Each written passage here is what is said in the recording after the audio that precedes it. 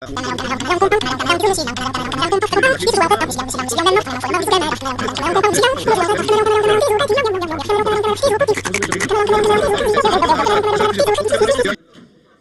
vou passar a palavra ao general Heleno, por favor. 5 minutos. 5 minutos. 5 minutos. General Heleno. Por favor. Deputados, silêncio. Deputado Marco Feliciano, deputado Arlindo, general Heleno, 5 minutos.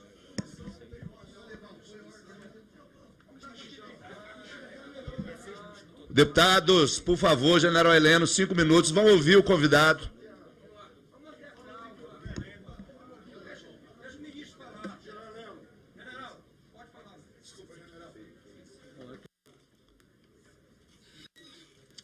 Isso é chato, porra. Pede uma vez e agora. Não.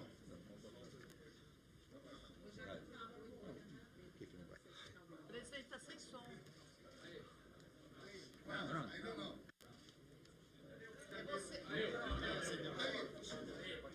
Bom, eu quero agradecer aos digníssimos parlamentares que dirigiram as perguntas. Estou surpreendido por serem 5 minutos, porque pela quantidade de perguntas e pelos assuntos que abordaram, eu teria que resolver todos os problemas do Brasil em 5 minutos, não dá, né? Mas vamos tentar, pelo menos, responder alguma coisa do que for perguntado. Eu vou me ater ao motivo da audiência exatamente por isso. Meu tempo aqui não dá para resolver os problemas que colocaram. Bom, uma das coisas que eu queria comentar imediatamente, porque houve uma deturpação por parte da imprensa, eu em nenhum momento disse que o fato em si tinha sido um azar do sargento. Eu disse o seguinte: foi falta de sorte, eu não gosto do termo azar, foi falta de sorte que o fato de extrema gravidade tenha ocorrido exatamente no dia em que se iniciava uma reunião internacional importante, que era o G20, e que isto ia ocupar boa parte do espaço da imprensa e dos comentários que poderiam estar voltados para uma reunião muito mais importante do que o fato que é totalmente fora da curva.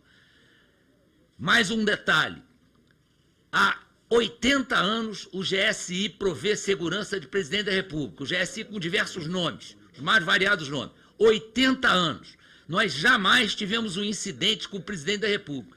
Então, qualquer acusação de incompetência ao GSI não me atinge. Atinge uma série de ministros que ocuparam o GSI e que jamais aconteceu um incidente com o presidente da República. O único incidente mais grave que aconteceu foi com o presidente Sarney, uma machadada que deram no ônibus dele no Rio de Janeiro. Sem que ele fosse atingido, ele nem estava dentro do ônibus. Então, eu estou defendendo aqui todos os meus anteriores ocupantes desse cargo, que se tivesse alguma coisa acontecido, eu até aceitaria a acusação. Mas sem nada que possa ter essa acusação, a acusação é infundada e não faz o menor sentido. A outra coisa que eu disse para uma jornalista, é que eu teria que ter bola de cristal para adivinhar que aquela aeronave da Força Aérea Brasileira estava transportando cocaína.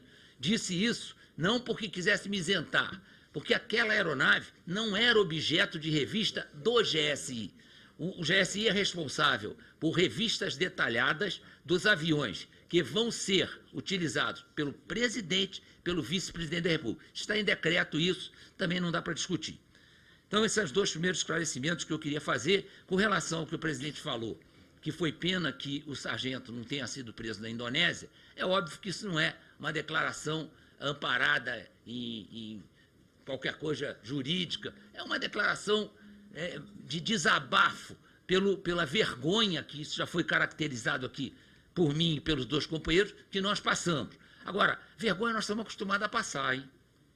Porque, olha, 20 anos que nós estamos passando vergonha. Então, essa vergonha a gente sente, sim, muito, mas o país está acostumado.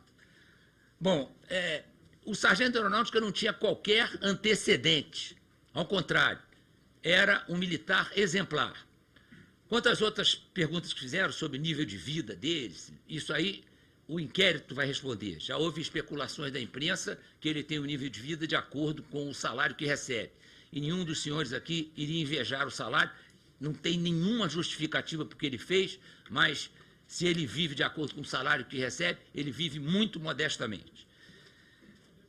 papel do GSI e da Força Aérea Brasileira nas viagens presidenciais. Nós trabalhamos em total e estreita cooperação.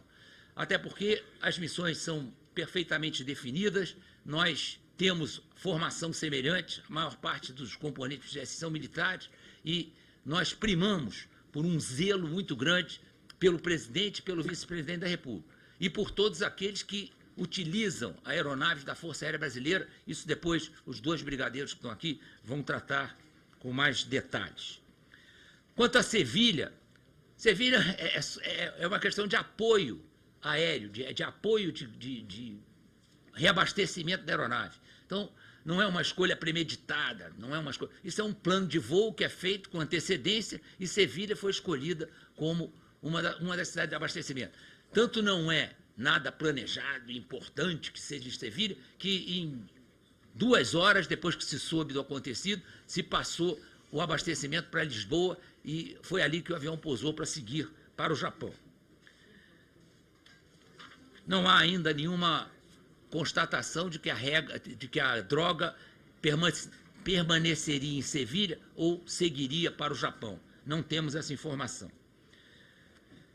A deputada Érica Cocai assinalou que o GSI assiste diretamente o presidente da República. Sim, assiste nos assuntos que o presidente necessita de informações de inteligência e nós somos responsáveis pela segurança do presidente e do vice-presidente da República. Quanto à política de drogas no Brasil, que foi tocada rapidamente pelo brigadeiro Batista, realmente isto aí está dentro de um contexto extremamente perigoso para o país. Aqueles dados que o brigadeiro colocou são extremamente lamentáveis. E nós sabemos que isso foi uma leniência dos governos anteriores deixar que as nossas organizações criminosas chegaram onde chegaram. Então, é muito lamentável que isto tenha acontecido no país e nós estamos seriamente contaminados por organizações criminosas a ponto de transformar o problema de segurança pública num problema de segurança nacional. Isso aí não tem nada a ver com o governo do presidente Jair Bolsonaro. Recebeu essa herança triste de outros governos. Quanto ao Estado Democrático de Direito, também o brigadeiro Batista já disse aqui, o sargento terá direito a todas as condições de qualquer suspeito de ter realizado um crime extremamente grave, que para nós foi extremamente desagradável a notícia. Ele, na verdade, conseguiu burlar um esquema de segurança que é bastante rígido, nós não temos dúvida disso, a prova é a raridade de um acontecimento desse tipo, e a própria nota da Força Aérea Brasileira, do CECOM-SAER, do Centro de Comunicação Social da Aeronáutica, registra que estão sendo estudados os procedimentos para que eles sejam endurecidos, para que eles sejam devidamente reformulados naquele aspecto que pode ter permitido essa situação. Por enquanto, não temos notícia de participação de mais ninguém, e isso será apurado pelo inquérito policial militar, depois vai para uma auditoria militar, provavelmente isso vai terminar no Superior Tribunal Militar. Vergonha, eu já falei, que nós já passamos há muito tempo, essa foi apenas mais uma. A deputada Perpétua falou sobre os comentários sobre o que disse um dos filhos do presidente, o Carlos Bolsonaro, e sobre os comentários que foram feitos pelo senhor Olavo de Carvalho. Eu desconheci os comentários. Os comentários do Carlos, eu sei perfeitamente, porque já tive convívio com ele, ele é extremamente traumatizado pelo atentado que buscou modificar a situação política do Brasil, atentado à faca que o presidente sofreu. Naquela situação, ele estava sob cuidados da Polícia Federal. Não estou, de maneira nenhuma, colocando qualquer tipo de responsabilidade na Polícia Federal. É uma polícia que melhorou muito e visivelmente nas últimas décadas. Tem hoje um equipamento de alta qualidade, é extremamente eficiente. O que acontece muitas vezes com uma autoridade como o presidente Bolsonaro e numa campanha a presidente da República? Ele desrespeita as regras que foram traçadas por quem está fazendo sua segurança. Isso aí é normal, é natural. E aqueles que fazem a segurança não podem impedir que o candidato, como hoje, por exemplo, nós vivemos isso quase em todas as viagens do presidente. Ele acaba fazendo coisas que, para a segurança, são arriscadas, né? Tem alguns deputados aqui que já acompanharam o presidente em viagem. O próprio comboio, a gente está indo para o aeroporto, na viagem a... Foi Criciúma, não? Quem me ajuda aí? Quem lembra a viagem que ele saltou de 200 e 200 metros para ir para a galera? Presidente, eu queria levantar a questão do tempo somente, senão prejudica os outros parlamentares. Vou pedir que o general seja sucinto para concluir. Bom, então, para concluir o seguinte, e o senhor Olavo de Carvalho, se eu encontrar na rua, não sei quem é. Então, eu não vou dedicar ao senhor Olavo de Carvalho, meu tempo é precioso. Eu não dedico ao senhor Olavo de Carvalho parte do meu tempo, nunca dediquei. Então, vou continuar não dedicando. E não me atinge em nada. Eu não vou ficar gastando tempo de responder a cada bobagem que falam, eu não vou ficar respondendo. Então, isso não passa nem na minha cabeça. Eu não estou aqui para ficar discutindo, tem muita coisa para fazer e não tenho tempo de ficar discutindo bobagem, né? Bom. Última coisa que eu quero falar, porque isso me atinge pessoalmente, foi o que o deputado David levantou sobre o Comitê Olímpico do Brasil. Pergunta ótima. Eu fui trabalhar no Comitê Olímpico do Brasil a convite do Dr. Carlos Arthur Nussmann. Outro dia disseram que eu era o principal assessor do Nussmann. Nunca fui. Fui ocupar a vaga de diretor da área de educação que é materializada pelo Instituto Olímpico Brasileiro. Comecei ganhando cerca de R$30 mil e o Comitê Olímpico Brasileiro é ligado a um sindicato que eu nunca me preocupei, não dou importância para sindicato, nunca me preocupei qual era o sindicato. Eu sei que eu recebi aumento pelo acordo feito pelo sindicato com aqueles que eram ligados a esse sindicato. Nos 3 últimos meses no Comitê Olímpico do Brasil, levantaram lá o meu contra-cheque, chegou a 50 e poucos mil reais. Tá?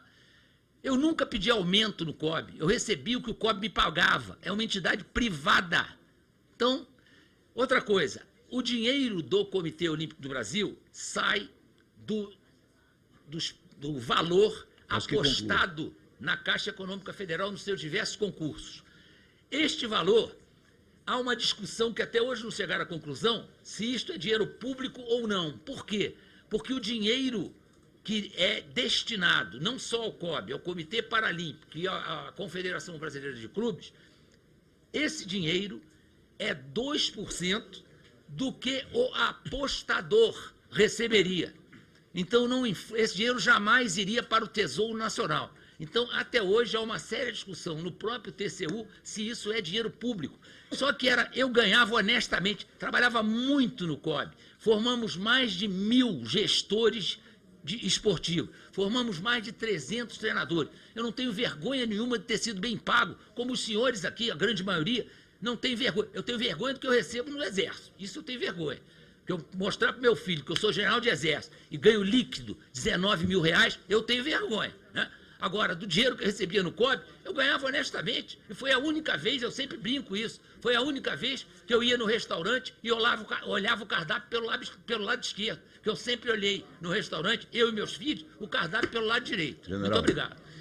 Olha, eu peço assim, eu até fui mais flexível com o general, porque ele não usou grande parte dos 20 minutos ele mencionou no início, mas direito regimental. Eu espero assim, que os convidados consigam ser mais concisos e, inclusive, se faço aqui uma observação, se porventura o general Heleno já tiver respondido uma das questões e os nossos 2 convidados quiserem, né, economizar na resposta, nós agradecemos. Então, com a palavra... tenho direito à tréplica, porque eu fui mencionado diretamente pelo general. Presidente, não. Deputado David. Regimental. Deputado David. Deputado David. O general me mencionou e eu tenho direito a 1 minuto, porque eu fui mencionado. Deputado David, eu vou passar a palavra, eu vou recolher a sua questão de ordem,